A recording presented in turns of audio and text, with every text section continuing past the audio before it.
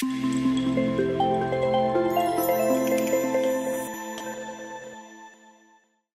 bien, on se retrouve pour ces premières interviews, la toute première de cette 23e édition des 24 heures de Saint-Jean 2026. Monsieur Goliot, bonjour.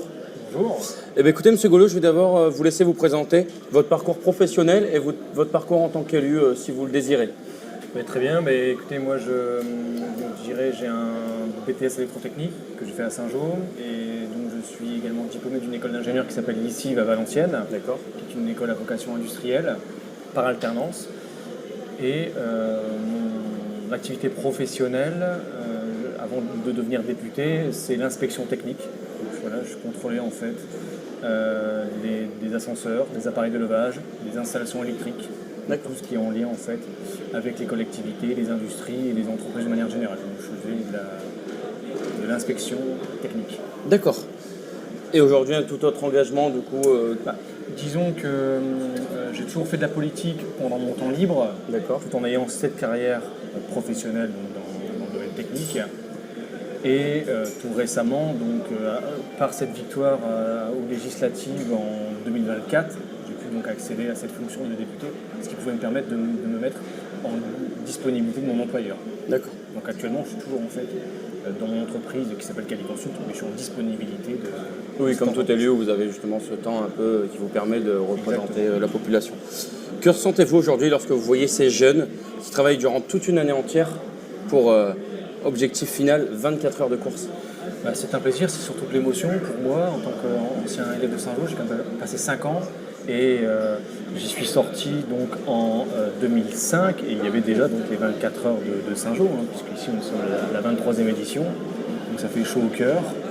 Et puis on voit que c'est un événement qui prend de plus en plus d'ampleur au fil des années et ce sont beaucoup de jeunes qui ont choisi cette filière de l'industrie et à travers cet événement ils peuvent déjà mettre en pratique ce qu'ils savent, c'est déjà des projets et ils auront déjà à l'issue de ces événements à préparer, parce que ce sont des véhicules à concevoir, à construire, à rendre opérationnels sur les circuits. Donc c'est déjà une expérience qu'ils pourront mettre déjà sur leur CV. Ils seront bien sûr mis en valeur, ils auront d'autant plus de chances à intégrer le monde du travail car notre pays, notre industrie a besoin de cette nouvelle main-d'œuvre, a besoin de cette jeunesse française dont le campus Saint-Jean aura bien sûr le plaisir à fournir. Justement, vous m'avez devancé. Qu'est-ce que ça vous inspire justement, cette nouvelle méthode d'enseignement qui évolue de plus en plus avec les entreprises de recherche, qui met justement cette théorie et cette mise en pratique qui permet à ce que les élèves évoluent un peu plus sur la partie technique? Moi j'ai toujours cru en la formation théorique qui est toujours alliée avec une formation technique, une formation en fait en entreprise et l'école Saint-Jean l'a parfaitement bien compris. Et effectivement on a des taux en fait beaucoup plus importants de succès quand ces jeunes sortent avec déjà une expérience en entreprise réel avec des projets de A à Z. Donc oui, les employeurs recherchent ce type de profil où en fait le temps de formation est beaucoup plus restreint pour eux pour rendre opérationnel dans leurs entreprises. Donc pour moi, ça a toujours fait partie, disons, de mon ADN. Et d'ailleurs, c'est pour ça que j'ai fait aussi une école d'ingénieur par la voie d'alternance. Oui. J'ai toujours cru qu'on ne peut pas dissocier en fait dans le cas des études le monde de l'entreprise. Très bien. Comment accompagnez-vous aujourd'hui les jeunes dans leur orientation et dans leurs études supérieures? Écoutez, moi je suis député, je dirais, de la Nation, donc j'écris la loi, si j'ose dire, et oui, il y a bien sûr la fonction de l'enseignement, de l'éducation.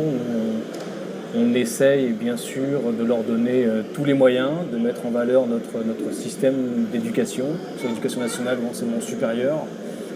Et puis on essaye aussi d'être optimiste, d'être positif, de leur donner de l'espoir, de croire en notre pays, parce qu'on a besoin d'une industrie, comme je le disais juste avant le démarrage des 24 heures de Saint-Jean.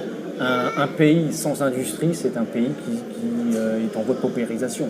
Donc une industrie, c'est de la valeur ajoutée et c'est gage d'indépendance et de puissance. C'est ce que nous souhaitons, en tout cas pour la France. Ce qui nous a prouvé, c'est toutes ces dernières années, même avec les périodes difficiles que la France a vécues et où elle a dû se réindustrialiser un petit peu plus. Tout à fait. Disons que moi j'ai toujours eu cette fibre en moi, la filière industrielle, Mais personnellement, je me rendais certainement beaucoup plus utile en politique d'une autre manière. J'aide en fait la jeunesse, notre industrie et nos écoles à être plus puissants, disons, par cette voie particulière qu'est la politique au niveau des décisions politiques que je considérais comme mauvaises. Et je pense que ça va être qu'avec le Rassemblement national, en fait, on peut apporter justement cette valeur ajoutée, un nouveau cadre pour justement refaire naître notre industrie et puis que notre jeunesse française puisse pleinement s'intégrer dans nos différentes filières techniques. D'accord. Qu'est-ce qui vous a donné envie, excusez-moi, de venir soutenir aujourd'hui les 24 heures de Saint-Jean et de participer à sa cérémonie d'ouverture? Bon, en tout cas, je remercie le Campus Saint-Jean pour leur accueil. Je remercie également toute cette équipe enseignante. Pour moi, je dirais que c'est tout à fait naturel. Je reviens un peu sur mes pas, je reviens un peu sur mon adolescence, puisque j'y ai passé 5 ans. Donc pour moi, c'est beaucoup d'émotions, c'est quelque chose de naturel. C'est toujours un plaisir de voir ce que sont devenus mes professeurs, car il y a encore beaucoup de professeurs. Oui, comme Monsieur Maison. Monsieur Maison, par exemple, Monsieur Maigret, par exemple, également. Voilà, ce sont tous des professeurs que j'ai bien connus et qui tiennent bon, qui sont toujours ici au sein de ce lycée. Donc c'est toujours un plaisir que de venir, notamment à l'occasion de ces événements comme la 23e édition des 24 heures de Saint-Jean. Oui, qui essaye toujours d'insuffler justement la même fibre qu'ils vous ont insufflé à l'époque, et ils tiennent bon, ils essayent de toujours accompagner les jeunes au maximum, tout en les faisant se développer justement vers le numérique et tout ce qui est l'ère de demain. Bien sûr. Auriez-vous un dernier mot pour ces jeunes là qui s'apprêtent à vivre plusieurs heures de course intenses? Moi, je leur souhaite bonne chance. Il faut croire en sa propre équipe, en sa propre écurie. C'est aussi, je vois que ce sont des équipes, ils ne sont pas tout seuls autour de chacun des 20 ou 21 véhicules en compétition. Donc voilà, il faut penser à la cohésion, c'est un travail d'équipe, il faut se soutenir parce que ça dure, ce sont des longues heures. Et oui. C'est de la patience, c'est de l'abnégation, donc je souhaiterais bonne chance à l'ensemble de toutes ces équipes et que le meilleur gagne.